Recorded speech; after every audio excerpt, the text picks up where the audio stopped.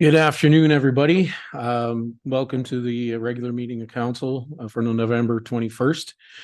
The town of Hinton respectfully acknowledges that it is located on the First Peoples traditional lands.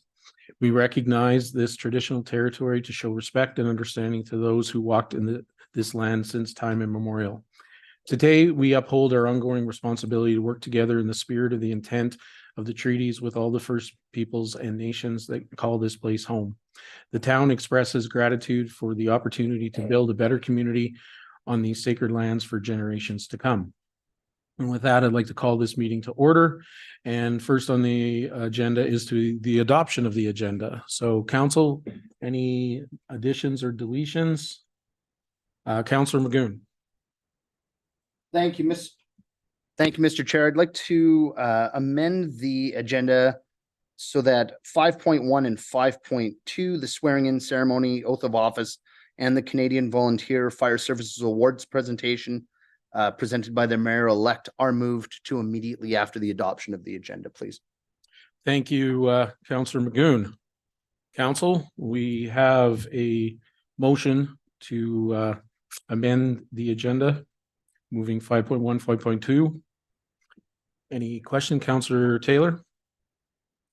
Oh, sorry, I have another change, but go ahead. Okay, thank you, Councillor Taylor. Council, any discussion? Then call that to question. That delegations and presentations 5.1 and 5.2 to move in the agenda to proceed the adoption of the agenda. If we can see that, please. Perfect. So we have moved 5.1 and 5.2 after adoption of the agenda. Council, please vote now. And that is carried unanimously. Thank you. Councillor Taylor. Yeah, I'd send in a notice of motion that's not reflected in the agenda. So do I need to list it off, or we just acknowledge that I sent it in the proper format? That's fine. Administration, you could comment.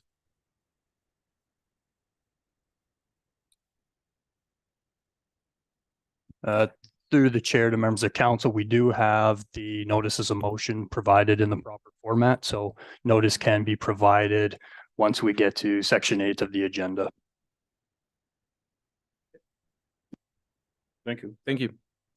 All right, then council, we're looking, or administration, is there any changes or deletions from your end? Through the chair, there are no additional changes. Thank you. Council, we're looking to then adopt the agenda as amended. Councillor Stashik. Thank you, Mr. Chair. I'd like to move the council adopt the agenda for the regular council meeting of November 21st, 2023 as amended. Thank you, Councillor Stashik. Council, we now have a motion. After I see it, I'll read it. Council, we're looking to adopt the agenda for November 21st, 2023, regular meeting of council as amended. Please vote now. And that is carried unanimously. So I'll be handing this over now to administration for our next delegations for swearing in and also the awards. Thank you, Chair. I will turn this over to Staff Sergeant Fragomeni.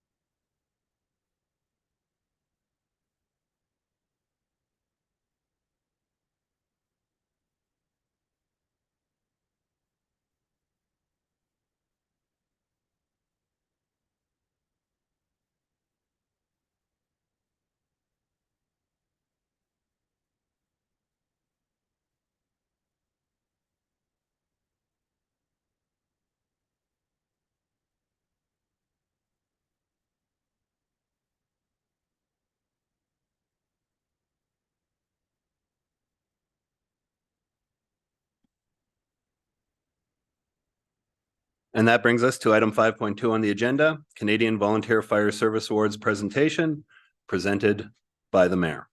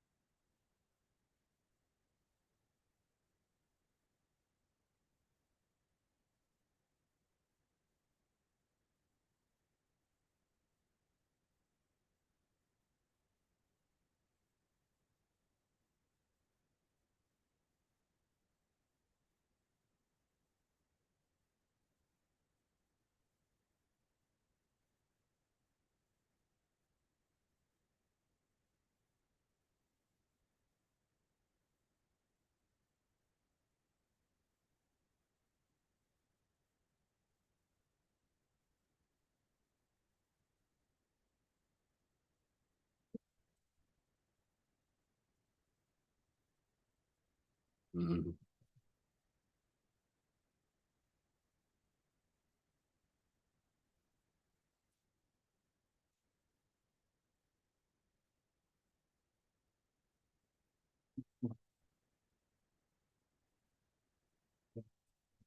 Now that brings us to item 3.1, council minutes for adoption. Can we have a motion from the floor?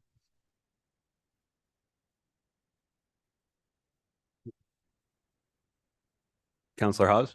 Yeah, thank you, Mr. Chair. I'd like to move that we adopt the regular meeting of council minutes for November 7th, 2023, and the committee of the whole meeting for November 14th, 2023. Thank you. Any debate? Seeing none, we'll call the question. That council adopt the minutes from the November 7th, 2023 regular council meeting and the November 14th, 2023 committee of the whole meeting. Councillors vote now. And the motion carries unanimously.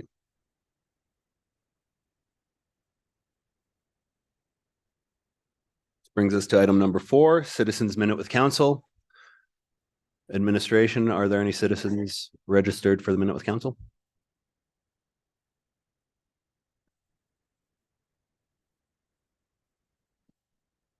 Through the chair to members of council, yes, I believe we do have some citizens here for a minute with council. I don't believe there's any online, Jen. There are no online, but I believe we do have in person.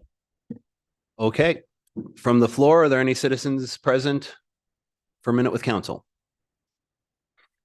Please step forward, state your name, minute with council. There's no discussion back and forth, and you have about a minute to say what you would like to say.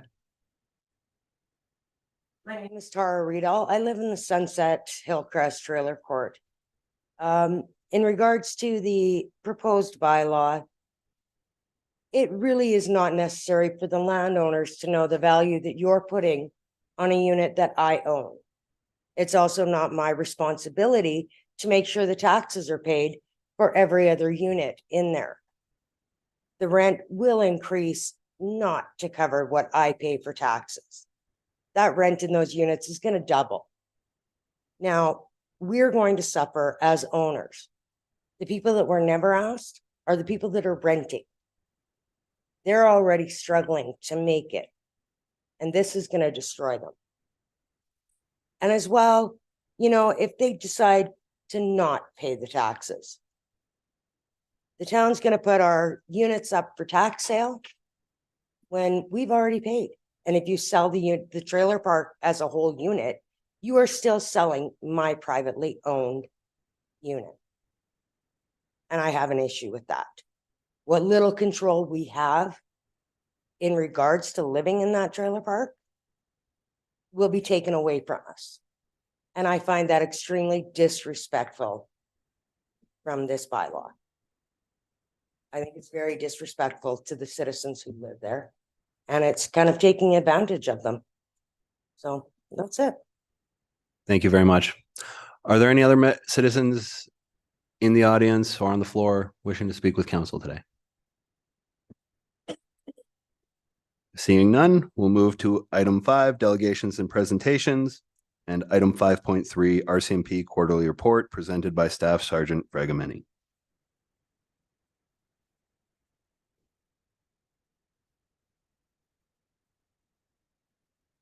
Thank you, Chair. Quarterly report. Sorry, microphone. There you go. The quarterly report was sent to Town and Council November the 13th. Some highlights from the quarterly report. On the second page, you'll see that we've had an increase of theft of motor vehicle and frauds have gone up quite a bit. The stats were taken from July to September and reflect on the previous years as well.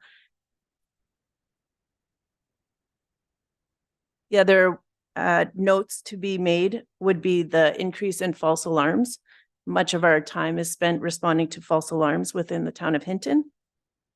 Suspicious persons has gone down almost 30%, as well as disposal assaults have gone down 26%. The municipal report has a number of meetings that I attended with stakeholders throughout the community.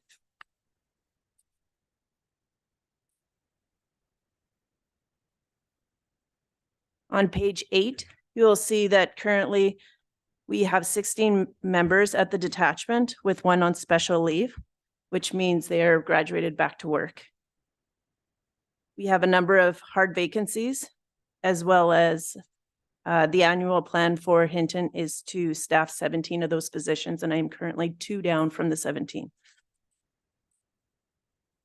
Page 9 will be the expenditures. Of note would be the extra duty pay. That means the overtime that's been spent. And you can see the financial plan numbers is at 153,000 and we spent 77. We still have half a year to go.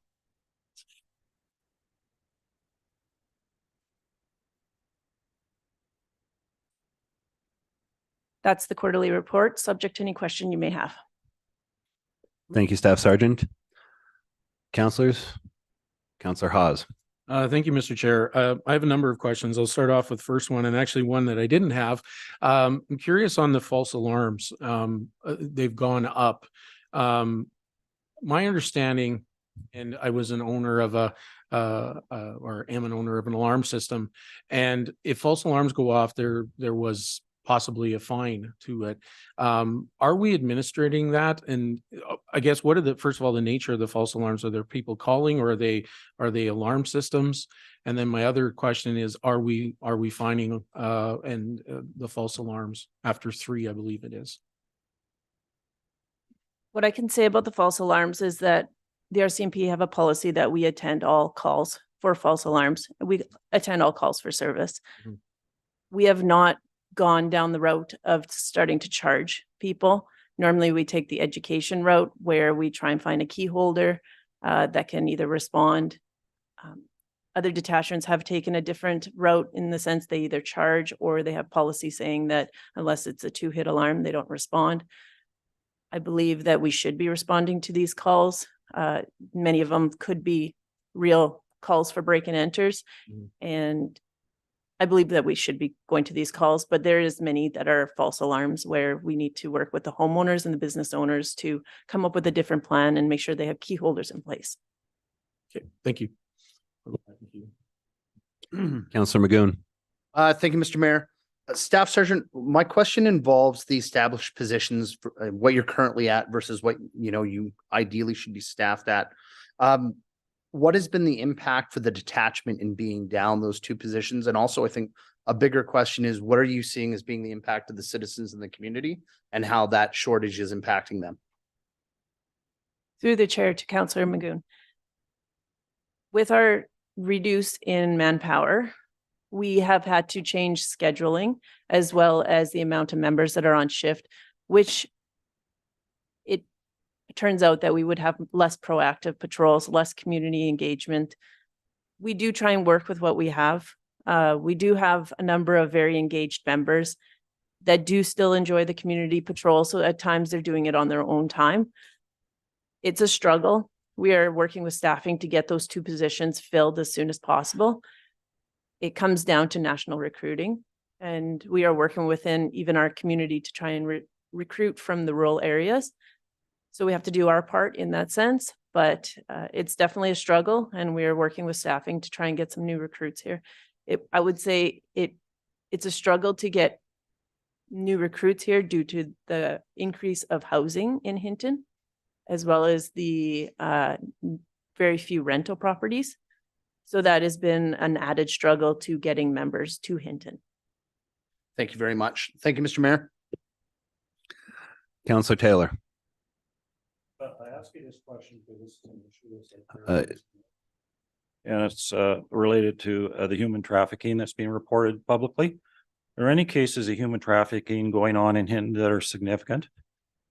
Or I understand 1 or 2 have been reported, but are there any that are of a ongoing nature that this is something that would affect the community? And I ask that because there's lots of comments going on about that, and getting good information out on that I think is important if you could.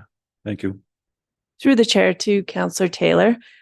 What I can say about that, it's an ongoing investigation. It's still an open investigation. So I can't say a whole lot, but I can say that human trafficking is a huge scope. And when we opened the file, it was just a portion of that. So when we think of human trafficking, that's not what we don't have people being brought from the US here. You know what I mean? Like it's not like the movies, but what I could say, it's a portion of what we would deem under the definition of human trafficking. So it is an open investigation. We are looking into reports of it. It went out in the media because it is something that we would need somebody to come forward to report. And although it's second and third hand information, it was still a media release to get people to come forward.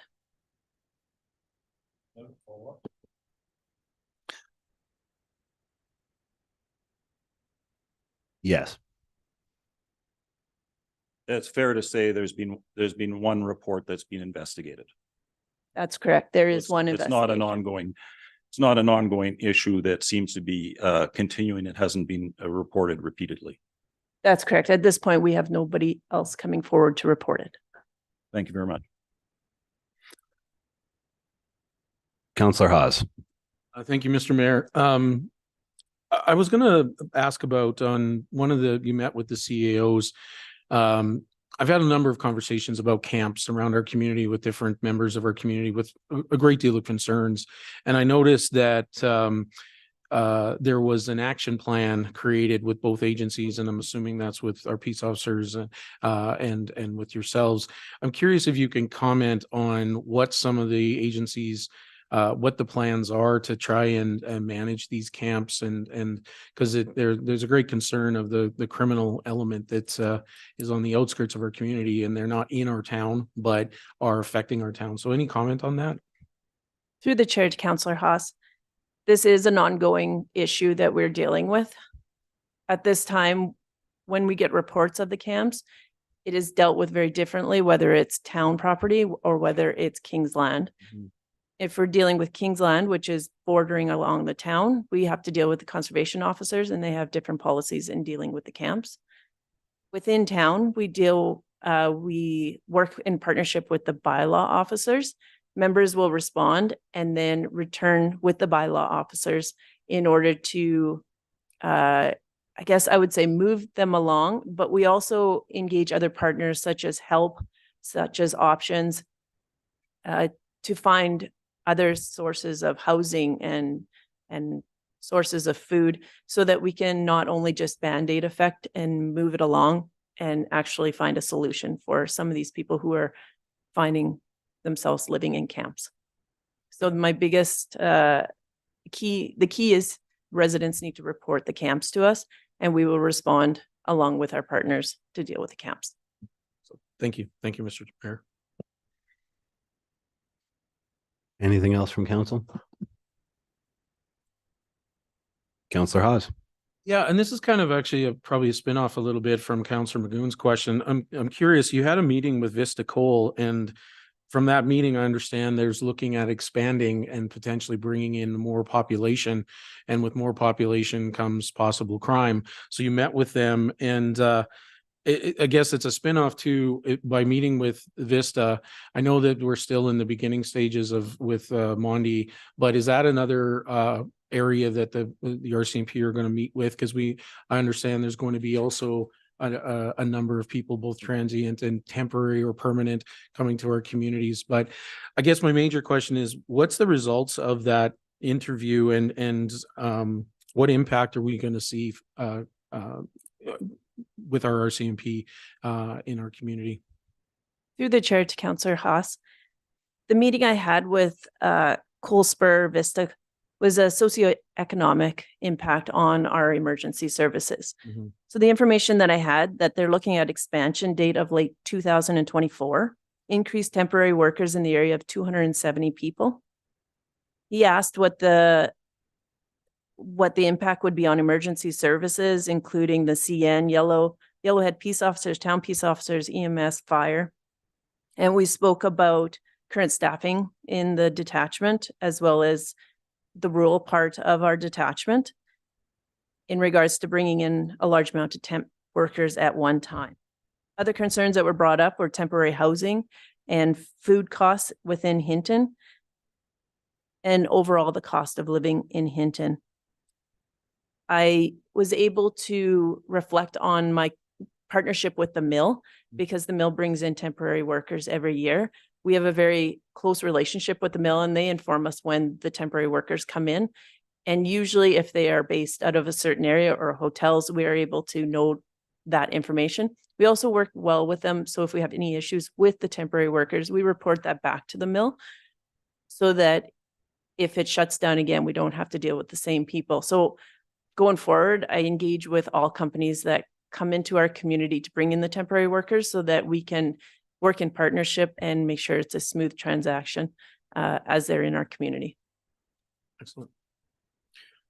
There's no one else in queue, and I have another question. You continue. Yeah, so I guess my other question then, in regards to that, in this idea of having more people in our community for a temporary time, but our number one crime reduction is with property crime, and we're seeing 126% increase in this quarter. My question, I guess, is, and I mean, I realize that we don't have a crystal ball. We don't know all the answers, but with the decision of council to reduce to 17 rather than 19 and to recruit 17, do you think that has any impact on that number potentially? And then I have a follow-up question afterwards, depending on the answer. Through the chair to Councillor Haas, our proactive patrols is where we're finding the biggest downfall here. I also believe that I have a great group of members over there that drive the call volume. What I mean by that is that the stats are subjective. If members are out on the road and they're talking to people, they will self-generate files. We had a rash of hotels, parking lots that got hit over the summer. Those, just an example, somebody left their wallet in their vehicle and then the credit card was used 5 times. I now have 6 files based out of that one incident. So that's what I mean. The files are subjective. But we are definitely we're working with the hotels. When we see a rash of parking lot thefts, then we not only do proactive patrols as much as we can, but we also work with the hotels to put up notices to make sure that everybody's aware that it's high theft in that area. If I may have a follow-up. Carry on. I guess my question then is to administration, because my concern personally is, we are going to see some changes in our community with more population, whether temporary or permanent. My question is to administration, with the decision probably less than a year ago now through the last budget process where we decided on the 17 and not the 19, is that something that we're going to review every year and get some insight, or is that something that needs to be brought to the table again through a motion of council or anything for that? CAO Panasic. Through the mayor to members of council, that is, staffing levels aren't typically something that we would review on a yearly basis as a floating target. But if we did want to review that for changes in the characteristics or for whatever reason, that can certainly be done by a motion of council to bring that discussion forward. Thank you, CAO. Councillor Haas. And I just have one more question. It's more of an information question. And it kind of revolves around a little bit of what you were saying about leaving your wallets in the car and then, how that affects. So I saw there's a Protect Your Assets working group that you met with. And I'm curious what that working group, who it involves and how that fits in our community and learn a little bit more about that.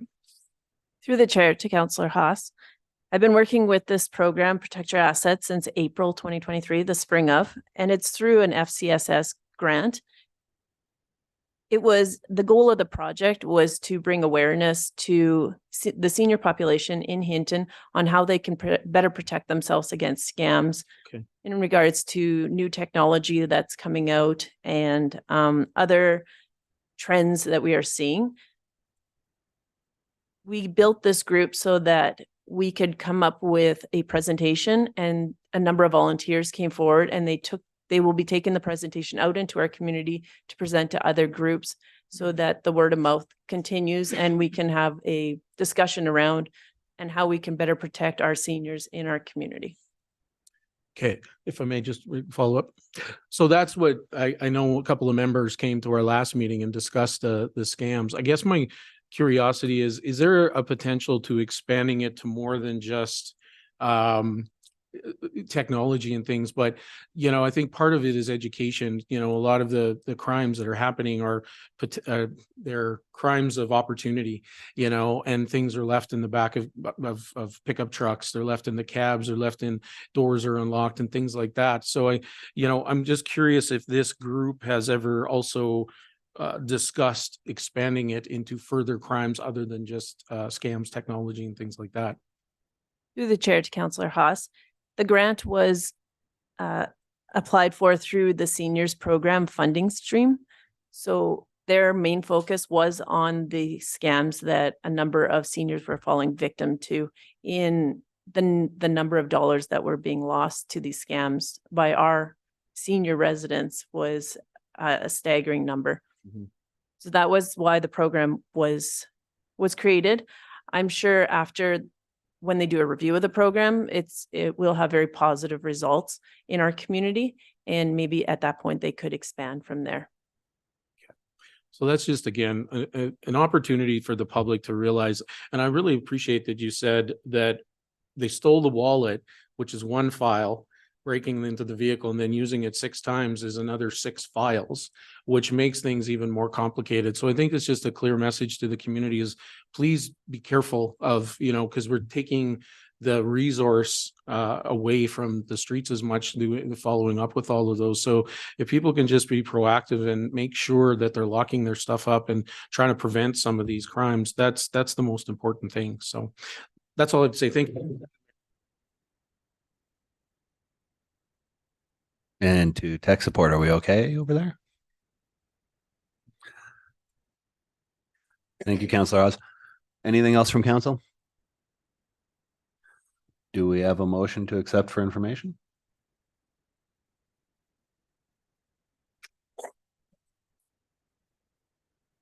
Councillor Chambers. I would like to make the motion that we accept the Hinton RCMP Q2 quarterly report for information as presented. Councillor Ostashik. Thank you, Mr. Mayor. My apologies. I believe this is just the delegation presentation right now and that the action item becomes, it's in 7.1 RCMP quarterly report. Understood. So CAO, what do we do with that motion then? Through the mayor to members of council, I believe that we can simply move along with from the delegation, and then when it does come to 7.1 for information items, we can make that same motion to accept it for information. Thank you, CAO. Okay, thank you, Staff Sergeant. And we'll be moving on to Section 6 action items. And that's 6.1 Municipal Development Plan Amendment number 1084, TAC 2, first reading. Can we have a motion from the floor? Yeah. Thank you, Mayor. If I could, I will turn this one over to Ms. Walker to provide a presentation. Yes, thank you, Mayor, through to Council. This evening, the Municipal Development Plan Bylaw 1084-2 is before you to update Figure 7 of the future development map to accommodate this development. This bylaw is presented for first reading only this evening, and it is a required step of the Municipal Government Act in order to advertise the public hearing. It will be advertised for 2 consecutive weeks in the Voice newspaper, and then a notice will be mailed to adjacent affected landowners as well. The public hearing is scheduled for December 19th at 4:00 p.m. Administration is recommending that we bylaw amendment 1084-2 receive first reading this evening. Thank you.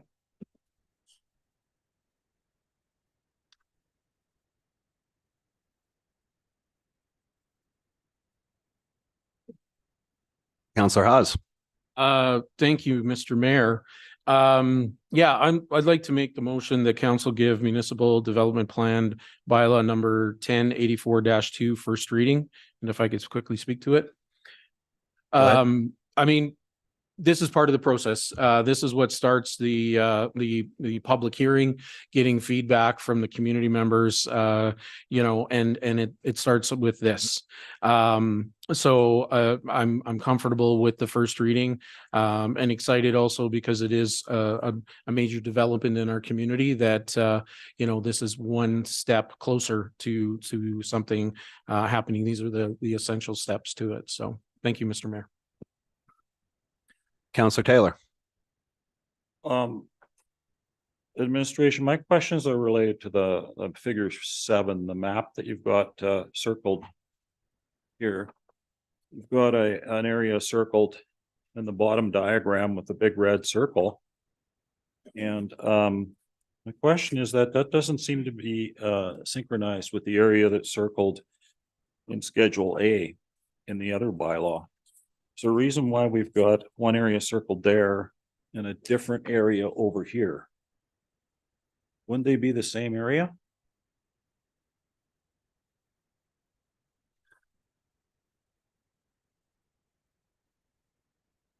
Is the councillor referring to the map where the, It did. I see that it moved when it got put in the agenda package. You can see that it's shifted. So no, it was, my report had both areas circled the exact same. Right, well. However, I see that it has moved. It doesn't have the big red circle, but it also has the legend that says future commercial with a dotted line. Yes. That's the more specific area that's called. But the area that are Schedule A, the second document, it doesn't even have the future, doesn't have anything there, or did I? So am I missing something? CL? Thank you, Mayor, to the rest of council. The first figure that you see on figure 7, that was an error when the bylaw or when the agenda package was created. So yes, that red circle, that is actually not part of the bylaw. That was just for observational purpose, so council can see the specific area that we were discussing. So that will move over. There are no changes on the other side or where that first circle is located. But if you could see that zoomed in part in the second figure, that is the specific area that we are discussing, and that will be the circle will be corrected prior to second reading. Thank you, CL. Anything else from administration on that point?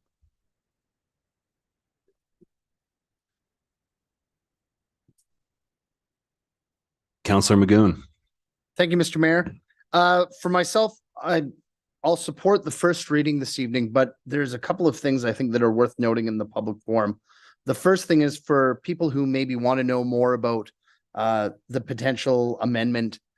This is really the first step so that we can have the public forum process so the citizens can look at it with detail and then come back and say, you know, whether or not they have any concerns that impact the proposed development, those sorts of things. So that's an important first step. That being said, when we take a look at the whole project, and really this is for council, administration, and our potential developers, even this evening tonight, I've heard 3 separate pieces of feedback from citizens who really, I don't think it's a combative stance. Really, the question is, can I know more? I would like to know more. Can you fill me in so that I have a better understanding of what the scope of the project is in whole? So I think that's a really, really important piece of feedback to take very seriously. So that when you have a project or a development of this magnitude, people potentially want to be on board, but they want to know what they're signing on to. And I understand there's parts of the development that are public and some parts that are protected by law and private. But really, I think as much as we can respect that transparency and communication moving forward to make everybody more comfortable, that's important. So for myself, tonight, 3 separate pieces of communication from citizens in this building, very reasonable people sharing that opinion. And I support that. Thank you. Councillor Taylor. Yeah, building off that, if this proceeded to go for the first reading, I did have another motion building off of what Councillor Magoon was going to say. that we direct administration to provide a thorough public update of the golf course process. I think that's So Councillor Taylor's point of order will remain, we'll keep the discussion to the motion on the floor at the moment. okay. Council, any other discussion about the motion that council give municipal development plan bylaw number 1084 TAC 2 first reading? Councillor Taylor? Yeah, I do support going to first reading. I think it's important to keep a big picture look at this particular project. This is a $30 million facility that will bring us $500,000 of direct property taxes plus indirect taxes, job opportunities, and new businesses. We've got to remember that we invited these folks through a request for proposals, then let them spend a lot of money on planning, going through an area structure planning process, Alberta transportation, plus the millions they've already spent locally in town. So Hinton hasn't had a project like this with private development for decades. And the town hasn't spent any direct tax dollars on it. And at the end of the day, the financial risk for the project is on the developer. So I'm in favor of moving on to step 8 and getting some good comments on how to proceed better. Thank you. Councillor Race. Thank you, Mr. Mayor. I too will support this motion. It's a very, very important first step. It's how we're going to get our citizen engagement. So thank you, sir. Councillor Taylor. Oh, I'm sorry. Councillors, any other further comments? Then we'll call the question that council give municipal development plan bylaw number 1084 TAC 2 first reading. Councillors, please vote now.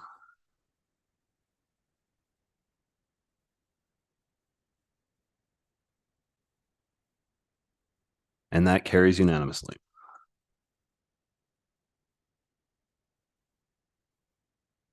There's still a recommended action from this item. Any more? Oh, Councillor Haas. Thank you, Mr. Chair. I do have a question to administration before I make the motion. There's been some suggested from the community that maybe the December 19th having a public hearing so close to Christmas. But my concern is if we delay it any further, does that delay the project? We wait till January or whatever. So, I mean, typically the normal process is we pass first reading, which just occurred, and then 2 weeks later, we have the opportunity for public hearing. So can administration speak to, the pros or cons to December 19th before I make a motion? Administration. Through the mayor to members of council, I'm not sure. I would have to go back and figure out if the delaying that timeline will have an effect on the project. I will say that there is no requirement for council to provide second reading or third at that meeting, but that is the time where we that would be the timeline that'd be required in order to have that statutory public hearing.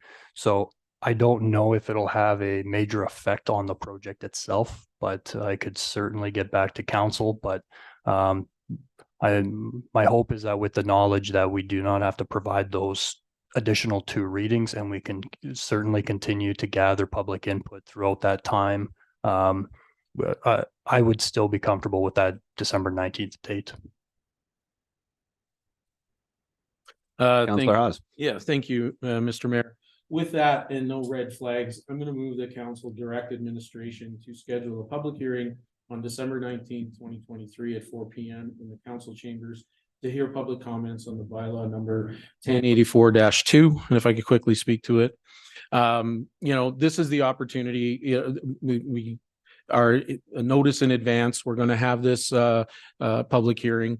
So please, you're able to send in letters, you're sending and come to that day, voice any concerns or pros or cons to it so that we have an opportunity to hear from you. And as CEO Panasic mentioned, after the public hearing doesn't necessarily mean second or third reading. It has to happen after that.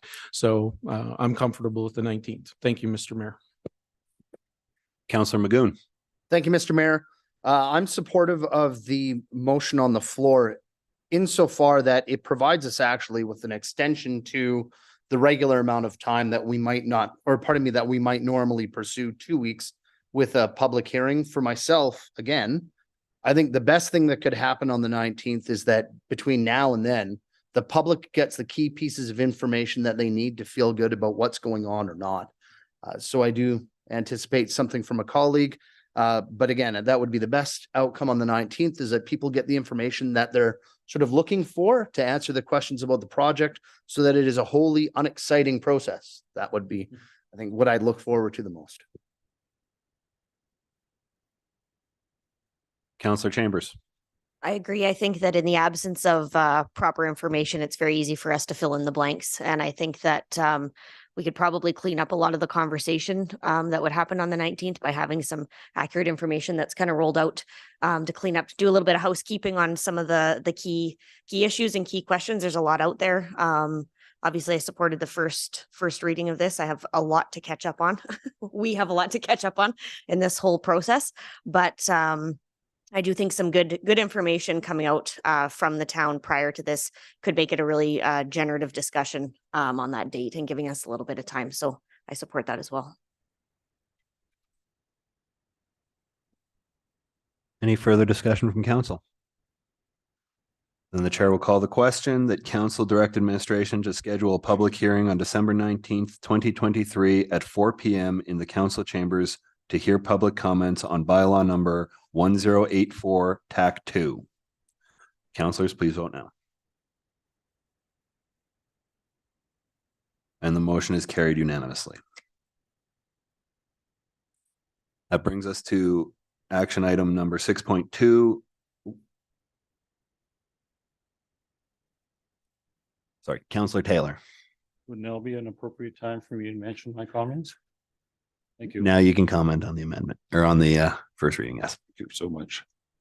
I'd like to put a motion up that council direct administration to provide a thorough public update on the golf court process. I think it's important. This builds off Councillor McGowan's comments. I think it's important that we get out there with the best information we can on the pricing, on the process, on the steps, and that precede the public input process. So that's the intent, is for us to be a source of good information for the public to provide further comments on this on the last motion. Thank you. Councillor Hawes. Thank you, Mr. Mayor. I guess with the motion that's being presented, I'd like to speak to it. I guess my concern is, my understanding is this is what the part of this whole process is the public hearing, to get involved, get ahead, do the information. And from up to this point, my understanding is, from a municipal angle, everything that can be shared has been shared. I guess my thoughts is that I think a lot of the questions that are arising are from the company itself, R.C.M.P, and it's comments that we may not be able to necessarily comment on, being the municipality. We have to be careful with this. This is a private business, and we're the municipality. We're going through all the proper steps. We've now done first reading for the first step to look at the bylaw, and then we've got the public hearing. So I'm not sure personally how much more this is going to, from our perspective. My understanding is this is more maybe going to PAR 999 and saying, what can you tell us more about the project? So I'm not entirely sure this motion will achieve what I think some of the citizens are looking for. So I'm not swayed yet to be in favor of this at this time. Thank you. Thank you, Councillor Hawes. And as a point of clarification for administration, I believe the motion was to provide the public with a thorough update on the development, not council. Thank you for that correction. And Councillor Race. Thank you very much, Mr. Mayor. I'm not opposed to this motion at all. It's been a long time since we've had conversations about this topic. And I want to be assured when I go out there and speak to the public, I'm speaking correctly. So an update wouldn't bother me one bit. Thank you. Thank you, Councillor Race. Councillor Chambers. And I'm also in support of this, but I do agree that there might not be a bunch of new information that can be shared. And I think that we have to recognize that. However, having all of that information in one place, from this is where we started, this is where we're going, this is where we are today, these are the next steps, this is what we could expect in the next 6 months. And having that in one clean, clear, generative document would be incredibly helpful as a counselor, and I think just to the general public. So I don't think we're reinventing the wheel. I think we're putting information out in an easy, clear, and accessible way that our ourselves and all of the citizens are able to look at that in one wholesome document and say, okay, this is where it started, this is where we're at now, and this is why. And I think that's really what people want. I think people understand there's things that can't be shared, but a clear document that we can have going forward prior to this, I think would really move things ahead quite nicely. Councillor Magoon. Yeah, thank you, Mr. Mayor. Yeah, I certainly agree. I think that's the key, right? We have to remember that there's all of our citizens in the community, you know, as much as we're surprised by it, they're not armchair counselors, right? They're not excited and checking out every video on every meeting where we're dealing with small bits and pieces of this project as it moves forward. You know, the public needs regular check-ins where, you know, ourselves, the potential, the developers are communicating with them. Here's the state of the union, so to speak, on this quite large project, right? To reassure everybody that, you know, here's what it looks like. Double check with the public. You know, does this still look good to you? Are you okay? Those sorts of things. And if we don't have that opportunity to communicate, well, then of course, you know, misinformation is going to fill the gaps. Nobody likes that, right? So yeah, thank you. Councillor Race. Thank you, Mr. Mayor. I have two questions. One is, should a date not be applied to this motion? And second question is, how would you like administration to get this information to the public? Hello, CAO Panasic, can you answer to the date question? Through the mayor to members of council, we certainly can include a date, but I think that at least in my mind, it's the intent is clear, and that as we move through any part of this process that should accompany it, it may not necessarily directly affect, you know, future land use statutory documents, but it's all related. And I think that they would just run in tandem with the MDP and the land use bylaw amendments.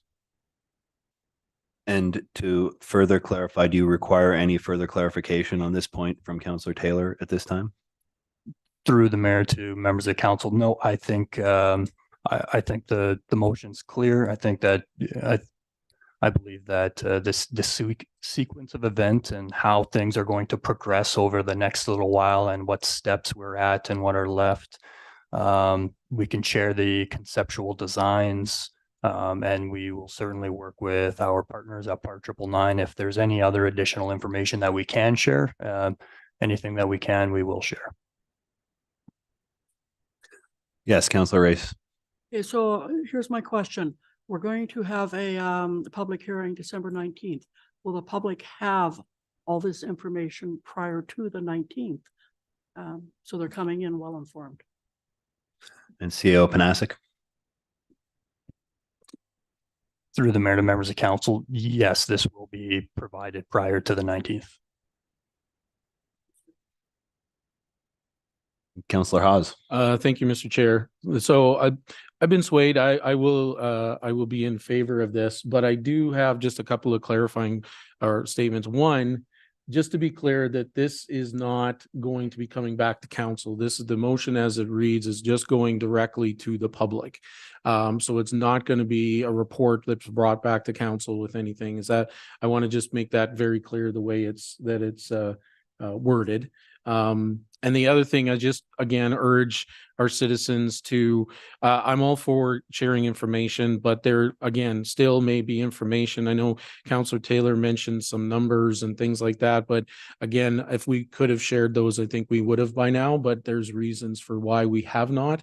And so I'm just urging the public to trust that as things as council administration work out through this process, that when and if we can give information will be given. But there's still some information that we're not going to be able to provide at this time, that I know that a lot of questions have been in, and the lack of information, I totally get that, and we fill the gap. But I urge our citizens to also be careful of filling gaps with misinformation.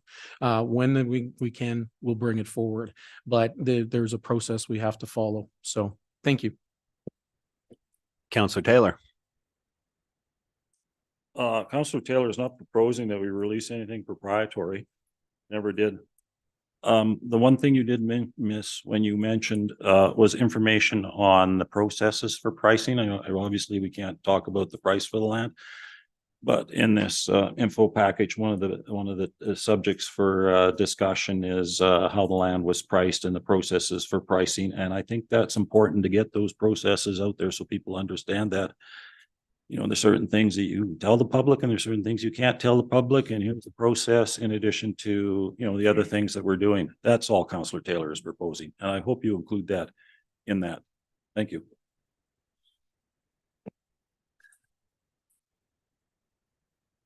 Seeing nothing else from council, I'm going to ask administration, are there going to be any undue burdens cost-wise or employee-wise with this motion? Through the mayor to members of council, no. Aside from, I would say minor administrative resources, this is, we should be able to get this out fairly quickly. Thank you, CAO. Anything further from council? Then the chair will call the question that council direct administration to provide the public with a thorough update on the development of the golf course lands.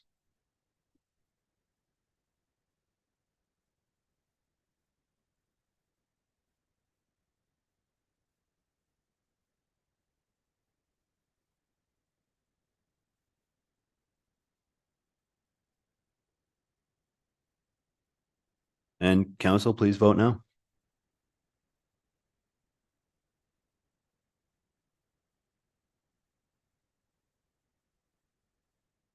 And the motion is carried unanimously.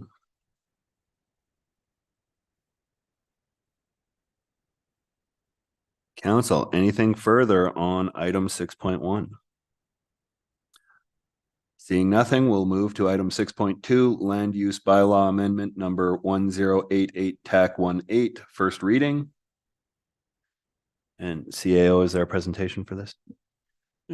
Thank you, Mayor. Yes, there is. I will turn that over to Ms. Walker. Thank you, Mayor, through to council.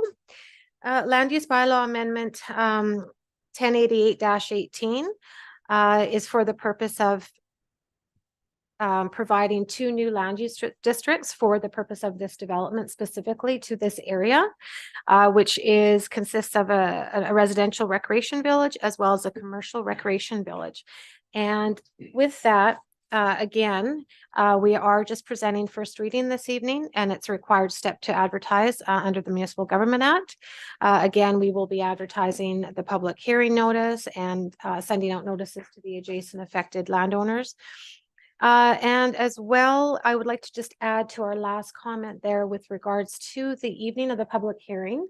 I do know that the planning consultant that has been hired by Par 999 will be at the meeting that evening. And what we may ask, or what we could maybe ask, is that they do another update of a presentation like they did to council back last year. Because yes, these processes take time, and it has been a year or so already. So, you know, just to maybe refresh everybody in councils, you know, on the development. So that could be something that I suggest to the planner as well on that evening. So as you'll see, attached was the 2 districts. for both the permitted and discretionary uses. And again, we are recommending for of bylaw 88-18. Thank you.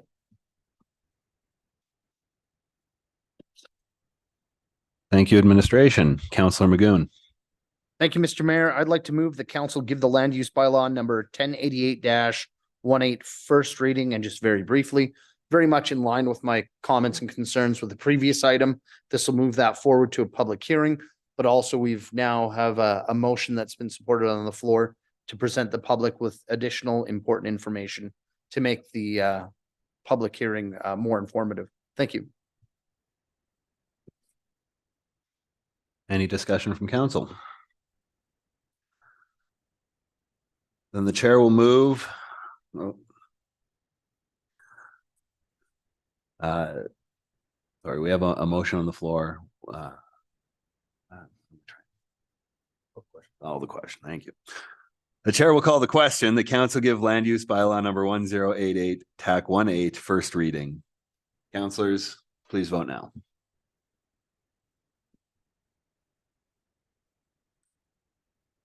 And the motion is carried unanimously.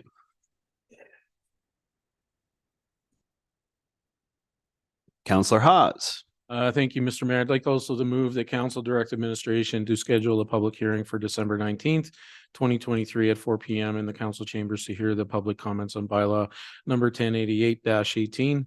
And yeah, I think it in lines of the other motion. That's all I have to say to it. Thank you.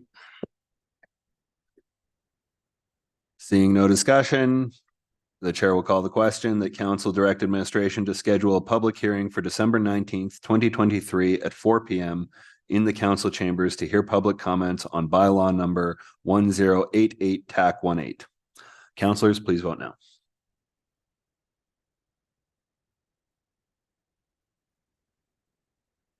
And the motion is carried unanimously.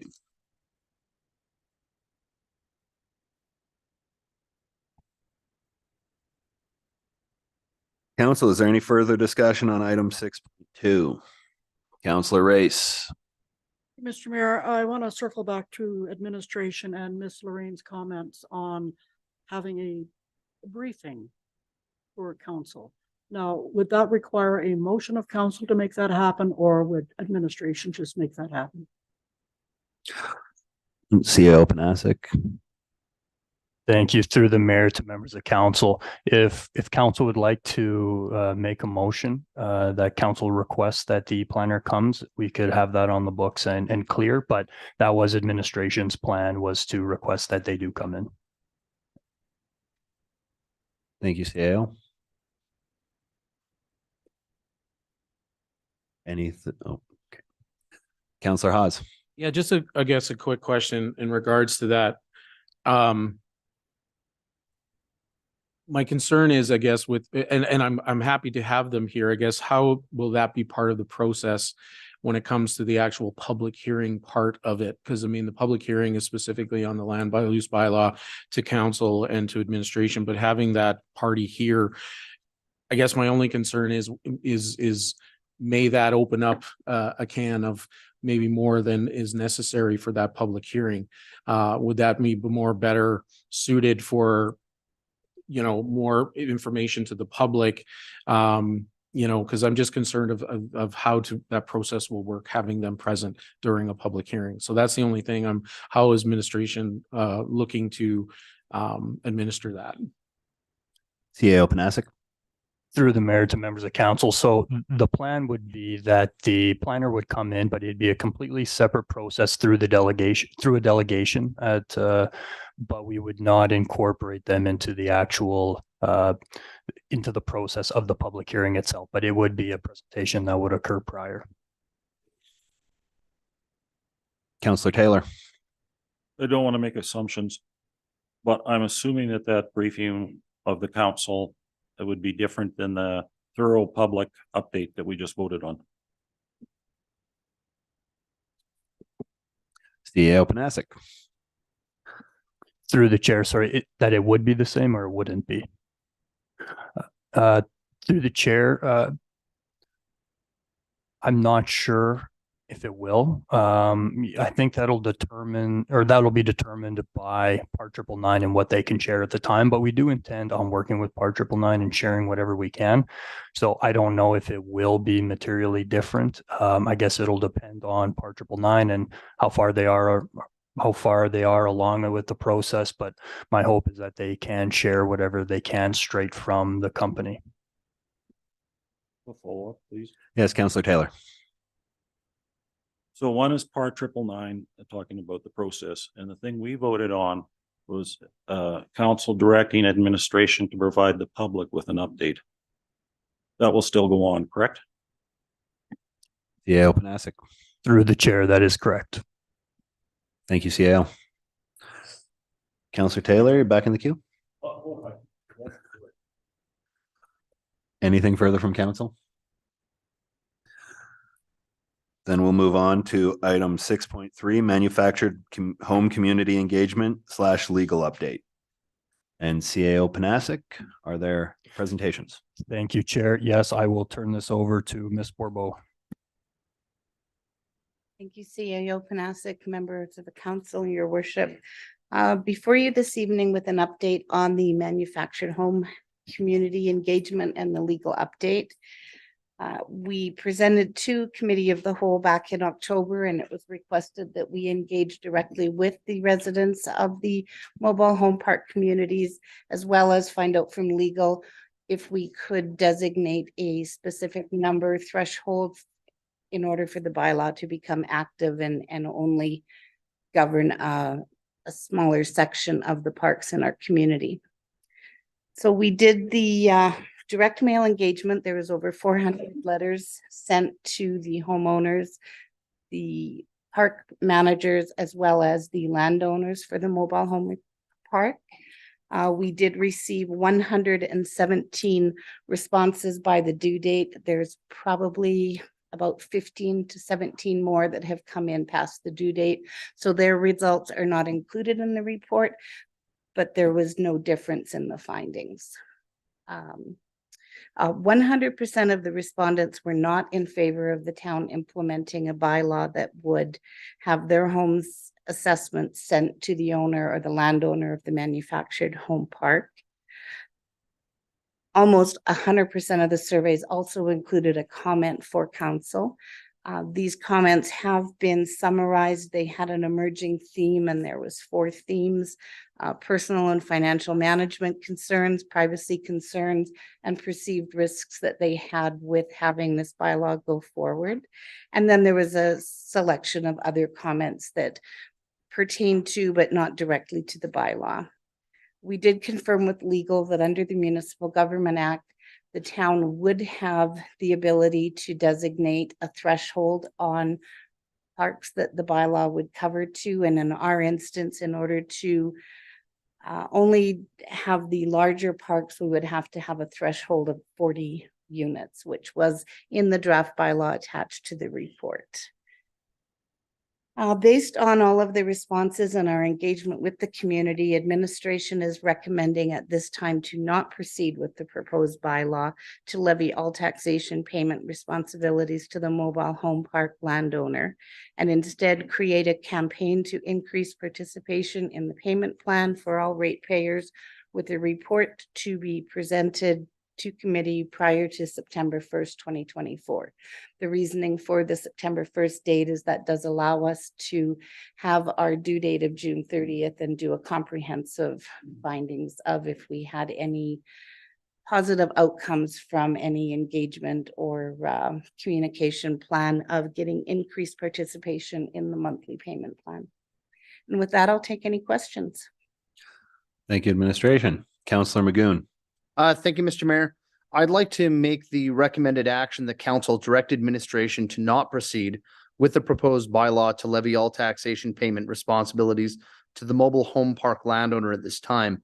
Instead, create a campaign to increase participation in payment plan options for all ratepayers, with a report on outcomes to be presented before committee prior to September 1st, 2024. And I would like to speak to that. Just in short, this is just the wrong tool to try and deal with, some of the problems that we've seen around derelict sites within mobile home sites and that sort of thing. I think again, the problem as it was almost 10 years ago comes back to provincial legislation, the Mobile Home Site Tenancy Act, and how the province has written that. Again, there are a lot of safety issues that are not being dealt with in that legislation. But the municipality, I think in this case, it's going to create an undue hardship on those residents in the trailer parks to deal with what's really just a taxation issue. That's the wrong approach to, you know, a safety issue for myself. So thank you. Councillor Ostashik. Thank you, Mr. Mayor. I'll be speaking in favor of the proposed motion. I just want to make comment though that I feel the municipal bylaw process in this event worked exactly the way it's supposed to. An issue was recognized, and that issue being that significant amounts of unpaid taxation were being written off by the town without an opportunity to recoup those through sale of the property, as usually happens in these types of situations.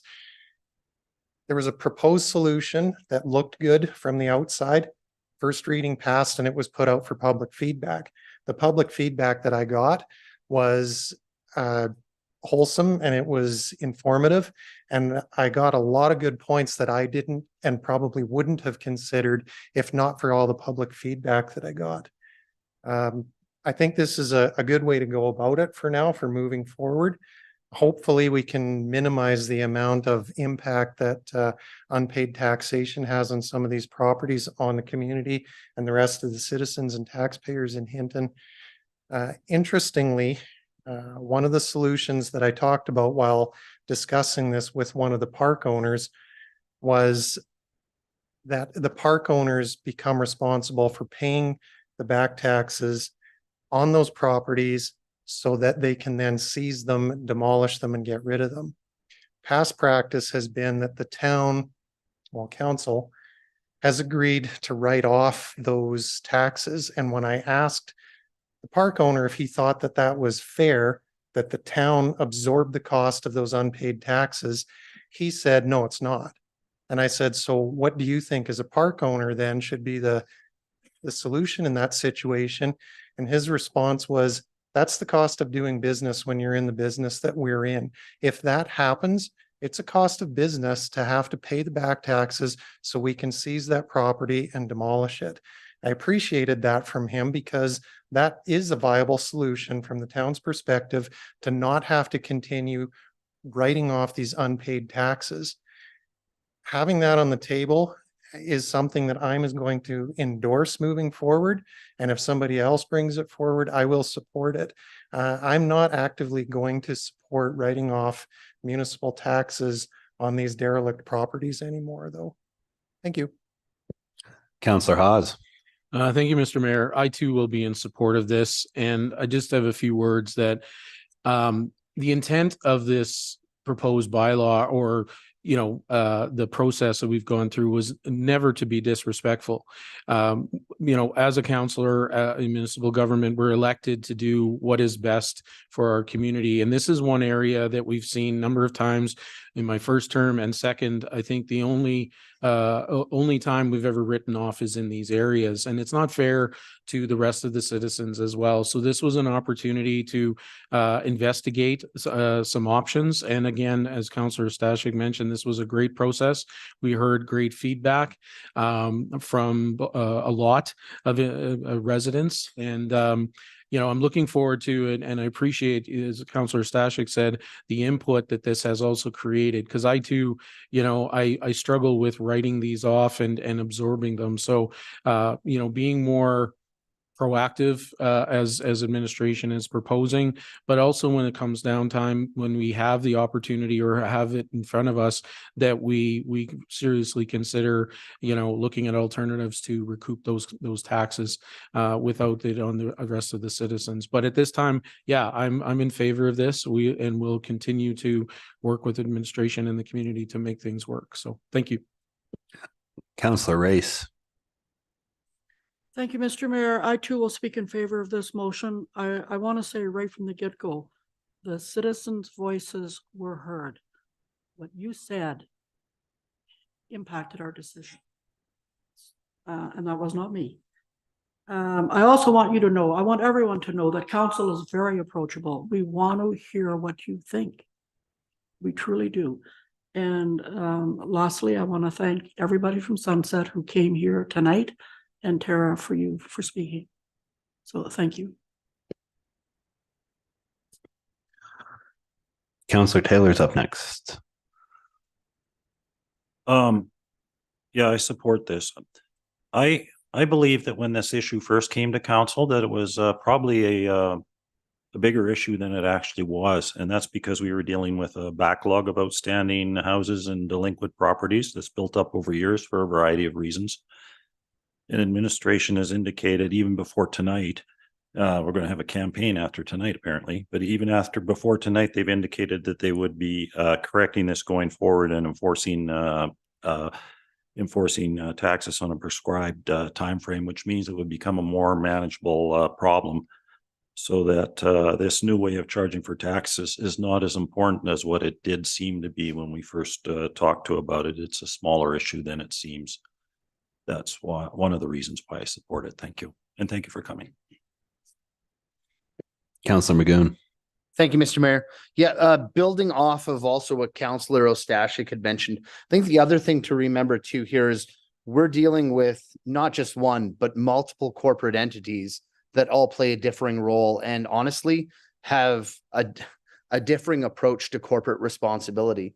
And for those entities within our town that come to the table as, you know, valuable partners in providing homes, and, you know, a development area for people to live with solid, safe conditions. Thank you. But we have to understand and recognize that not all of those partners in the community operating that way do. And so that was certainly, I think, what some of the impetus was to look at some of these options, is that not all of our citizens were being provided with a safe, livable area, you know, to raise their kids, to raise their families. You know, for myself, for one, I walked with one of our constables from the RCMP through a derelict home that had been clearly used by addicts. And, you know, we're talking about steps away from where children play. That's not okay. That's not safe, right? So for myself, exploring some of those options, that was important, but this is not the tool to do it. Thank you. Anything further from council? Then the chair will call the question that council direct administration to not proceed with the proposed bylaw to levy all taxation payment responsibilities to the mobile home park landowner at this time.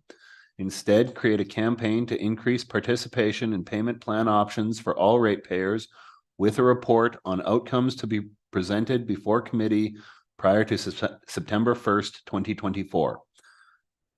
Councillors, please vote now.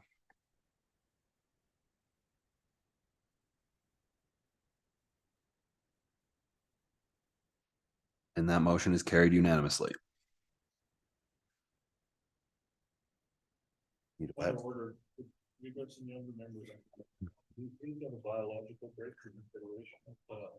Yes, council will take a 10-minute recess.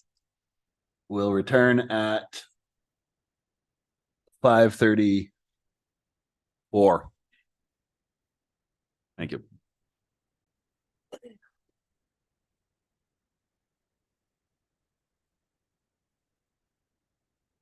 The meeting will come back to order at 6:34.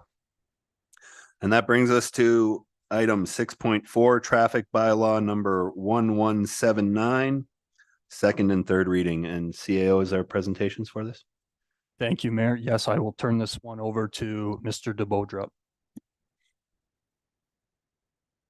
Good afternoon, Your Worship and members of council. I'm presenting this report with the recommended action that council gives second and third reading to traffic bylaw 1179. Bylaw 1179 received first reading on September 19th, 2023. And at that time, council directed administration to consult with businesses for the traffic bylaw changes on Carmichael Lane and Smith Street, and to bring information including options to manage traffic congestion to second reading. As a reminder for council, the highlighted changes in this proposed bylaw include the lowering of speed limits in residential streets, or on residential streets rather, Administration explored reducing the speed limits on residential streets to 40 kilometers an hour. Research shows that reducing the speed limits pacifies traffic in residential neighborhoods, making it quieter and safer for both drivers and pedestrians. Slower speed limits gives drivers more reaction time and a shorter stopping distance. And incidents involving pedestrians have a greatly reduced potential for serious injuries. Reducing the speed limit to 40 kilometers an hour also has marginal difference on travel times in an urban setting. It is an increasing trend in Canadian communities to reduce speed limits on residential streets to 40 kilometers an hour. Also, the inclusion of e-bikes is into the bylaw. E-bikes have been included in the sections related to bicycle use. The bylaw does not regulate the use of e-bikes any differently than the regulations stipulated under the Traffic Safety Act. The electric carts used by Pine Valley Lodge. In 2022, Pine Valley Lodge was given permission to use electric carts for transporting their residents in the Valley District. Specific routes were identified for permitted use, and a map of those specified routes is outlined in the new bylaw. A proposed change to the school and playground zone hours.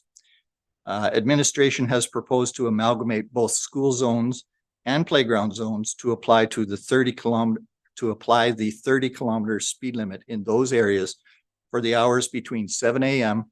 and 9 p.m. year round. This is to increase pedestrian safety in those zones, even on days there is no school in place, as the grounds are often used all year long and into the evening hours, especially in the summer when there is still a lot of daylight. It also reduces driver confusion as to what school is in session at the time, what day it is, or what time it is. All they need to know is they're in a school or a playground zone, and the 30 kilometer speed limit applies. Changes to parking on Carmichael Lane and Smith Street. Administration has proposed to change the parking requirements on Carmichael Lane and Smith Street to be restricted to the south side of the roadway nearest the highway, with no parking permitted on the north side of the roadway. This was proposed to relieve congestion when large trucks and holiday trailers are parked on both sides of the road, thus decreasing safety for pedestrians and drivers leaving and entering businesses along the service roads. At first reading, Council expressed concern regarding consultation with the businesses along Carmichael and Smith Street. Administration met with the Executive Director of the Chamber of Commerce to tour the areas where suggested parking restrictions could be put into place to relieve congestion, and he solicited businesses that may be impacted by these changes. Today, we were provided with a fairly detailed report back from the Chamber, which in summary, it is generally felt by the impacted businesses that if improved no parking signage was placed and setbacks clearly indicated, it would improve sightlines and safety in that area. And I fully appreciate the legwork that the Executive Director put into consulting with the businesses along those roads. It would be my professional recommendation that we start here with improved signage and curb painting and monitor the area for a year and see if it has made a difference to parking and driving behaviors, and revisit this item in the future if it is still deemed to be an issue. No changes would be required in the wording of the bylaw 1179 as presented tonight to facilitate this strategy. There is no specific mention of Carmichael and Smith in the bylaw relevant to parking. However, section 10.03 states a driver shall not stop or park his vehicle in a no parking zone where posted. The last highlighted change to the proposed traffic bylaw is the penalty costs. Specific penalties for bylaw infractions were increased to align with the penalties assigned within the Traffic Safety Act, the Environment Enhancement and Protection Act, and the Forest and Prairie Protection Act. Now, that's a fairly quick overview of the changes, but with that, Your Worship, if Council has any questions, I'd be happy to answer. Thank you, Chief. Councillor Magoon. Thank you, Mr. Mayor. I guess just for clarification, Chief DeBodrat, and I'm fairly certain this is what you said. I just want to clarify, is that with the recommended actions tonight, those would still honor the chamber's requests that came out of the conclusion on the the received document that they provided us with? Through the chair to all of council, that is correct. We would not have to change any wording in the bylaw. We would just have to sufficiently post no parking where we want no parking and paint the curbs yellow when the weather permits. No, that's great. Thank you, Chief. And thank you to the Chamber of Commerce for the legwork on that. That's really appreciated. Thank you. Councillor Hawes. Thank you, Mr. Mayor. Just to clarify too, because I know that, and I know it's not a budget night, but with the recommendation of improved signage and painting of lines, curbage, things like that, is that going to impact the budget ask for 2024? Because I know we put in for more money for the reducing the speed limit, but is that going to affect that? Chief DeBodrop.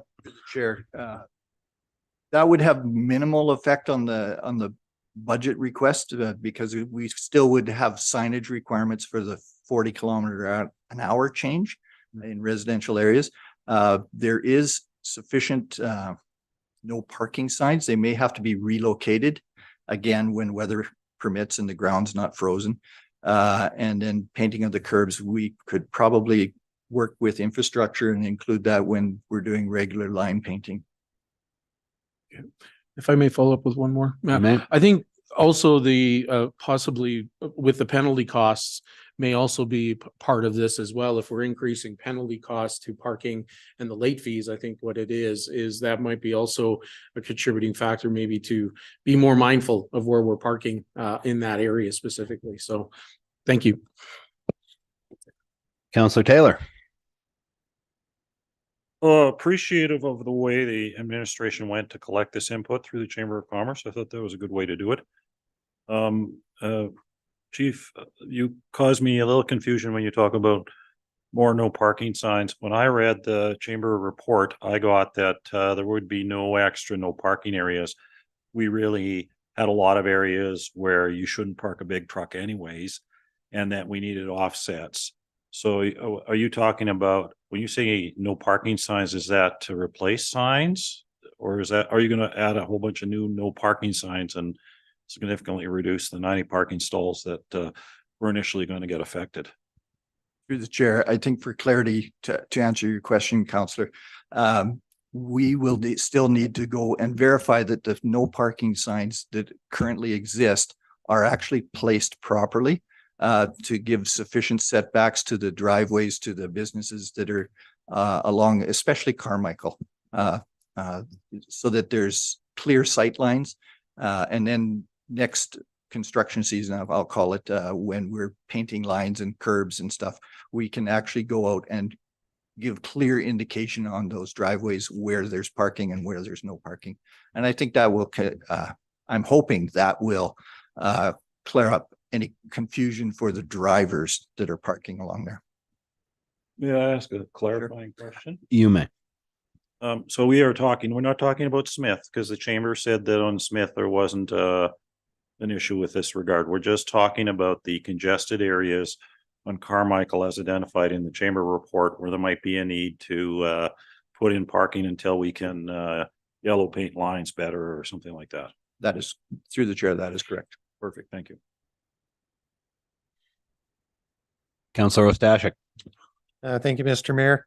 Well, understanding that there isn't actually a motion on the table right now, if there were an appetite of council to proceed with the traffic bylaw number 1179, I heard Chief Beaudrop say that there is no change in wording required, but would administration not need something from council to direct them to not pursue changes to parking on Carmichael Lane and Smith Street? And I only ask because I believe that that stemmed from a direction of council, did it not? CAO Panasic. Thank you, Mayor, to the rest of council. So if it's not specific in the bylaw, by passing the bylaw, you have made your direction clear. So if that's hasn't been included, then administration won't proceed with banning parking on that side, because I believe that it was to include it for this discussion as a part of the bylaw. So if council is comfortable with staying as status quo with the more administrative changes that Chief DeBodrup has outlined, then I think we're okay to pass the bylaw, and that will guide administration further than anything that has been made in preparation for this bylaw. I could follow up, Mr. Mayor. Go ahead. Just for me, because it was a direction of council to include things about changes, I would prefer that the will of council is reflected in a motion somehow to either direct administration to continue with the changes to parking on Carmichael Lane or not continue with one or the other. Leaving it as just passing the bylaw leaves that kind of unfinished in my mind. Because my understanding is even if council did want to see those changes occur, it still wouldn't require a change to bylaw number 1179. To administration. CAO Panasic. Chief DeBodrup. If I may, through the chair, you're absolutely correct, Councillor. Either way, and it's over a year ago now, I think we received that original direction from council. So if it's a matter of comfort for council, I would be happy to receive that direction from council to not include the traffic changes on Carmichael and Smith. Thank you, Mr. Mayor. If I could. Go ahead. With that, then I'd like to move that council no longer consider changes to parking on Carmichael Lane and Smith Street. Thank you. We have a motion on the floor. Councillor Stashik, are you intentionally in the queue? Sorry, I'm just used to Understood. Councillor Haas. Yes, and I'm in favor of this. I just want to clarify for my own purpose, that doesn't then change the plan of signage and curbage and painting and all those things. That doesn't change that. We're just looking at, we're not going to change the parking structure down in that area. Is that clear? Through the chair to all of council, that is correct, Council. Okay, thank you. So then I'm in favor of this motion. Thank you. We have a motion on the floor. Anything else from council? Then the chair will call the question that council no longer consider changes to Carmichael Lane and Smith Street. I believe, let's get that, no longer consider parking changes, I believe was the motion.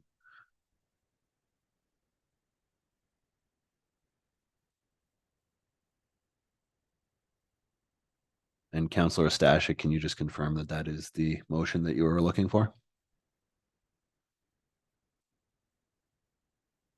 Councillor Stashik? Yes, it is, Mr. Mayor. Thank you. So for the record, the chair will call the question that council no longer consider parking changes on Carmichael Lane and Smith Street. For debate, Councillor Taylor. Yeah, I asked the executive director of the chamber a question. Because he provided the information report. No, we're going to confine the discussion to the motion on the floor. To that motion. Okay, if it's related, we'll give you some leeway, Councillor Taylor. I sure appreciate that. So this substantially follows this is my take on your report, that this substantially follows the content of your report.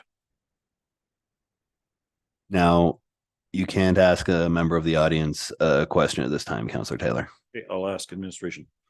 This this direction substantially follows the direction of the Chamber of Commerce report, which is my take on it. The changes we're proposing are not significant changes to parking, and that was basically the essence of what I got out of the executive director of the Chamber's report. So that's my question. Chief DeBodrup, can you speak to that? Through the chair, that is correct.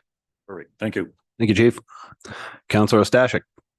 Thank you, Mr. Mayor. And if I may, that was the intent of the motion too, is to support both the report from the Chamber of Commerce and the comments by Chief DeBeaudrop. Thank you. Anything further? Then the chair will call the question that councillor no longer consider parking changes on Carmichael Lane and Smith Street. Councillors, go ahead and vote now.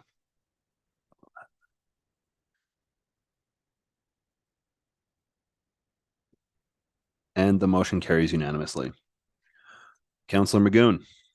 Thank you, Mr. Mayor. I'd like to move the council gives second reading to traffic bylaw number 1179.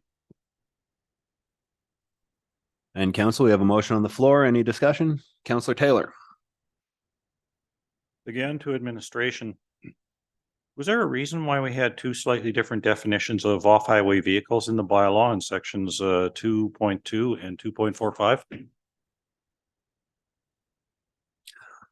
It caused me a little confusion.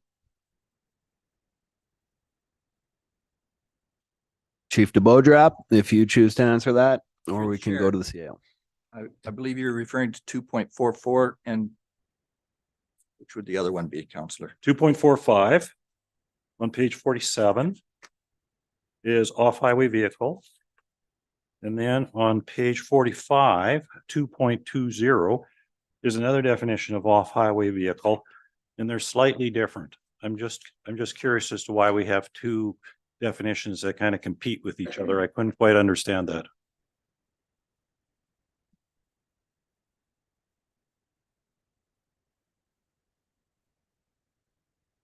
Through the chair, I don't actually have an answer for that. I think 2.45 is a more thorough definition of off-highway vehicle, which would include all-terrain vehicles, which it does as in 0.4. So one of those could be eliminated. Councillor Taylor, can I get that second reference again? 2.20 was the first reference, and 2.45 was the second reference. The first reference was on page 45, and a second reference was on page 47. So understand we're going with the definition on page 47, 2.45 now. That we're going to eliminate the other one? Is that what I heard? Through the chair, yes. One of those could be eliminated, which would change the numbering of the definitions. Outstanding. Thank you. And we can get to that after a second reading. Anything further on the motion on the floor? Then the chair will call the question. The council gives second reading to traffic bylaw number 1179. Council, go ahead and vote now.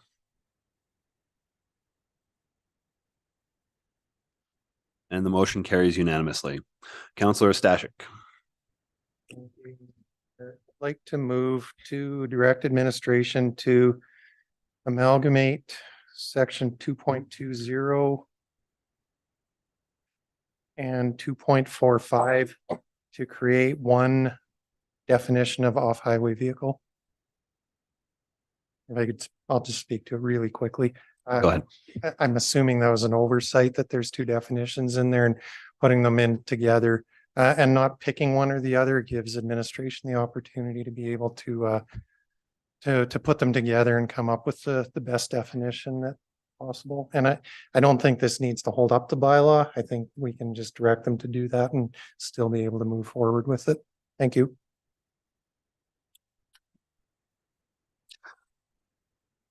There's a motion on the floor. Council, any debate? Chief DeBeaudrop.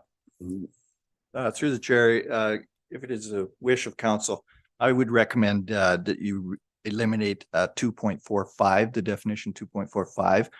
It is out of order. It's not in alphabetical order as well, and it's not all inclusive as is 2.20. Thank you, Chief DeBeaudrop. Given the new information, can we get an order for amendment to the existing motion, or Councillor Stashik? Thank you, Mr. Mayor. I'm okay to let the motion stand as is. It gives administration the leeway to deal with it in the best way that they see fit and not spur the moment here in the middle of a council meeting. Thank you. CAO Panasic, do you see any problems with that? Through the mayor to members of council, no, I'm perfectly comfortable with that. I think we can proceed if council's comfortable with third reading. This will just simply be a housekeeping item, but we can pass third reading as amended. Thank you, CAO Panasic. Anything further from council? Then the chair will call the question that council direct administration to amalgamate section 2.20 and 2.45 to create one definition of off-highway vehicle. Council, please vote now. And that motion carries unanimously. Councillor Hawes. Thank you, Mr. Mayor. I'd like to move. Right, just gonna bring it up. I'd like to move that council give third and final reading to traffic bylaw number 1179, if I can quickly speak to it. Basically, I mean, thank you, Councillor Stashik, for the previous motion. Doesn't hold up this traffic bylaw.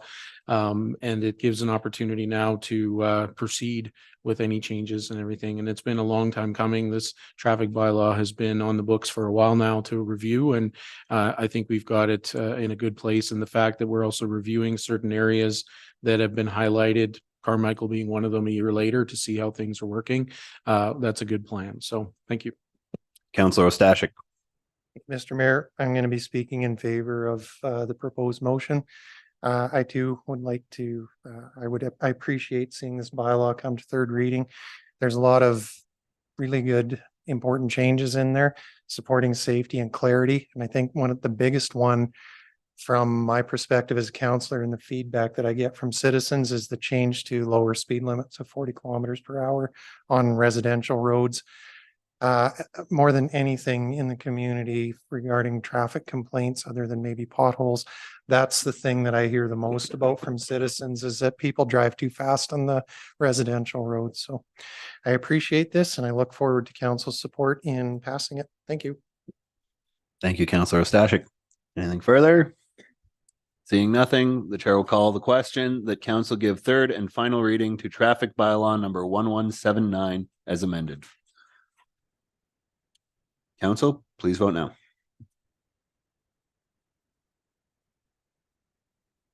The motion carries unanimously.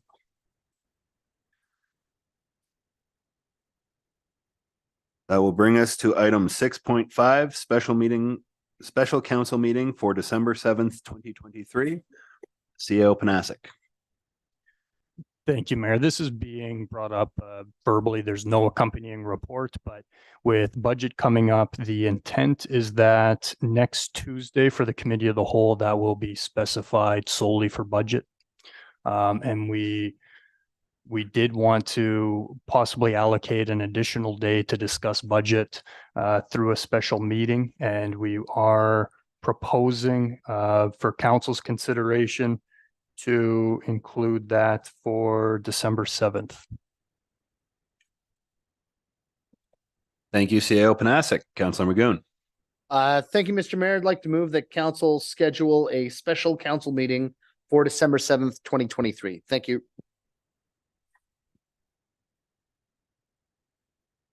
Councillor Chambers. We have a time specified. CAO Panasic. Through the mayor to members of council, yes, this would be from 4 till 8. Thank you, CAO.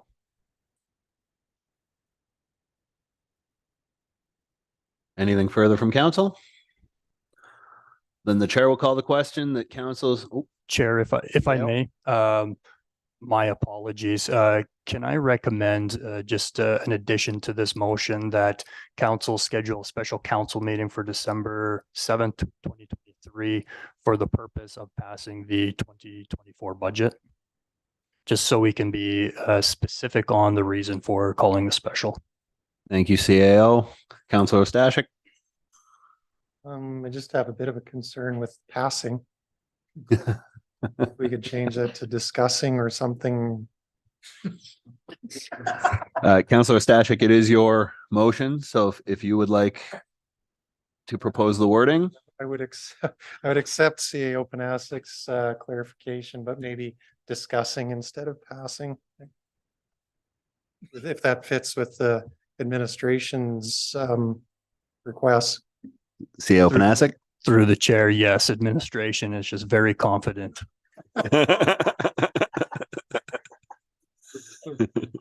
Thank you, Mr. Mayor. Councillor Taylor. With the intent of helping you, we could say for the purpose of passing either the 2024 budget or the interim budget for 2024. Either one we'd still have to do. We might not sort everything out by December 31st, but one way or another, legally, we have to pass some sort of budget. Yes, thank you, Councillor Taylor. CO Panasic. Through the mayor to members of council, that was a little bit tongue in cheek. We don't have a designated date on when we will pass that. If it does come to an interim budget further down the line, but I think that would be getting deeper into December, likely the 19th or a little bit further. But I do agree with that amendment. It's for discussion. It'll be available to pass if council's comfortable. But I don't know if we have to project what the results will be. Councillor Magoon. Yeah, I guess I have a small point of order. I made the motion initially. That being said, I'm fully supportive of the changes recommended by administration. Thank you, Councillor Magoon. Anything further from council? Then the chair will call the question that council schedule a special council meeting for December 7th, 2023 for the purpose of discussing the 2024 budget. Councillors, please vote now. And that motion carries unanimously.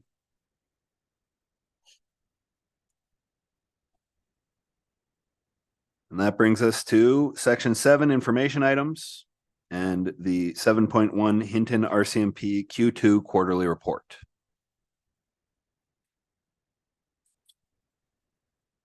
Councillor Chambers. I'm waiting all night for this. I'd like to make a motion that we accept the Hinton RCMP Q2 quarterly report for information as presented. Thank you, Councillor Chambers. Anything from council? Then the chair will call the question that council accept the Hinton RCMP Q2 report for information as presented. Council, please vote now.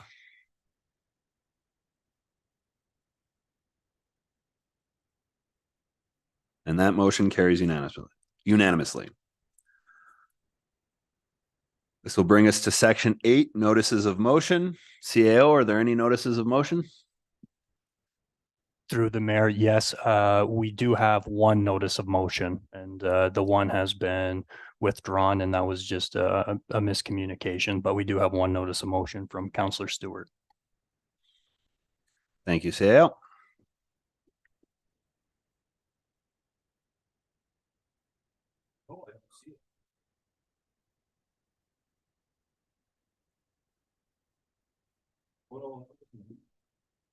It was related to the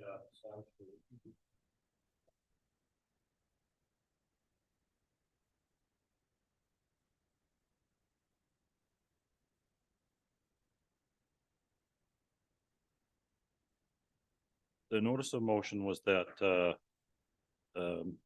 council directed administration to establish a working group which includes councillors, or at least some councillors, for strategic projects. And the purpose of this is to create a hub so that our strategic projects, which includes council's strategic plan, can be discussed and better implemented and streamlined as we go along. And that we want to stay completely on top. It's our plan. It's more than just getting updates. I think it's inserting us as a kind of a working partner and making sure that plan goes ahead. And that's the intent of the working group idea. Look forward to discussing that in 2 weeks.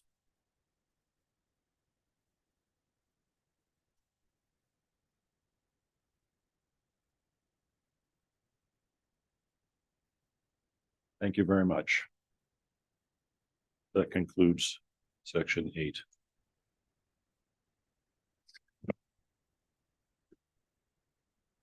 Thank you. We'll move to section 9, reporting. 9.1, council reports. We'll start with Councillor Taylor.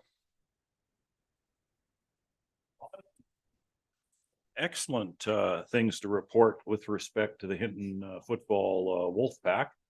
They had an excellent game. They made the provincial finals for the first time in 14 years. They're going to the provincial championships in Red Deer. And let's acknowledge their accomplishments and hope them the best, and thank their parents, their coaches, their sponsors, and especially the kids. I think this is a big positive thing for Hinton. Thank you. Thank you, Councillor Taylor. Councillor Race. Thank you, Mr. Mayor. On Sunday, I spent part of the day with Hinton Search and Rescue. This organization applied for a CRC grant and received monies, which enabled them to buy a drone, which apparently is the envy of the Army. On that day, they did a search for a casualty, and they had a ground search team, they had a search team on horseback, and they had the drone in the air to find this casualty. And the drone found the casualty. It was really exciting to be at that event and to hear the briefing that the the command person gives the teams was really something. To watch all of them do their search, and then to see them, the ground team, bring that casualty out in a litter that they made out of like poles and a tarp. It was really something. So I'm extremely proud of our search and rescue. Another thing, last Thursday, we had our first meeting with Hinton Youth Advisory Committee. There was 8 students on that committee. 5 of them are brand new. It was super. And it was the first time at a committee meeting that I saw parents show up. And I'm pretty sure all the parents were pretty darn proud of the kids sitting there. And one more thing to report. Tomorrow I leave for Edmonton to attend the FCSS annual convention. Every convention, I'll tell you, the information that you receive is just unreal. And with that, I have nothing more to say. Thank you, Councillor Race. Councillor Chambers. Well, being here for a whopping 2 hours, I don't have a lot to report. However, I will be attending my first full day board meeting and strategic planning with Community Futures on Friday.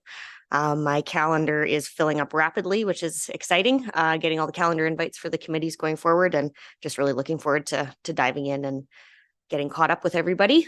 And I'll have more of a fulsome report next time.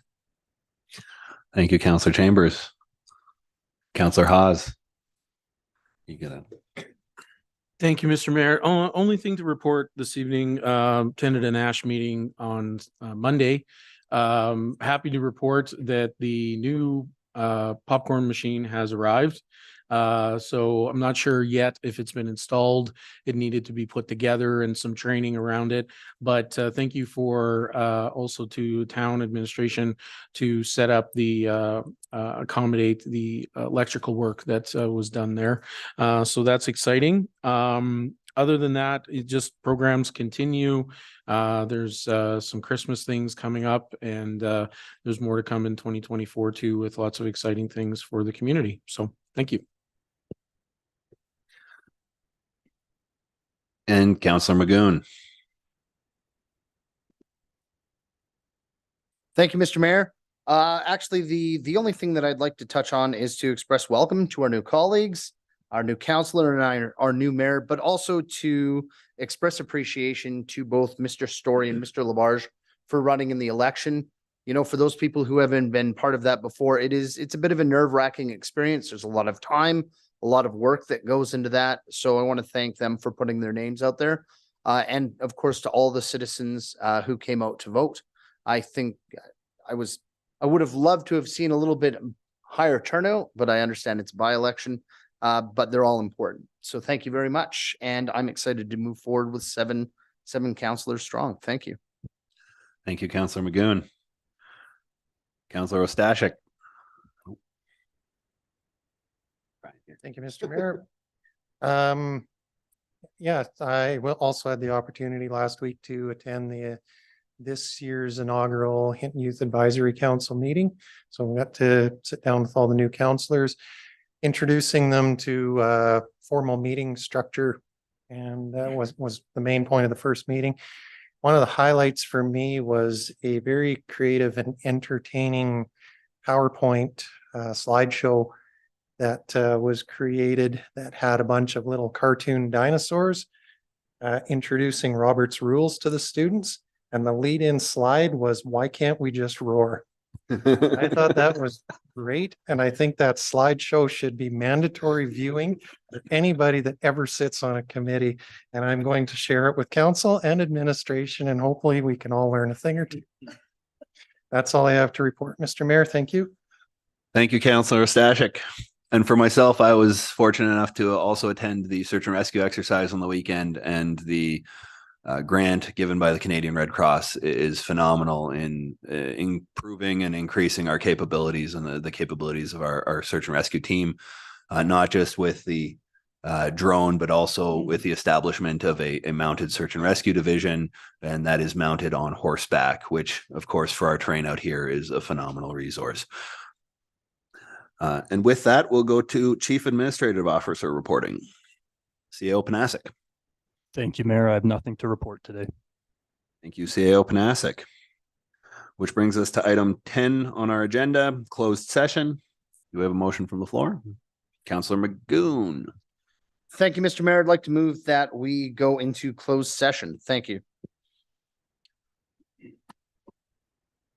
Thank you, Councillor Magoon. And the chair will call the question that council move into closed session at 6:12 p.m. Council, please vote now.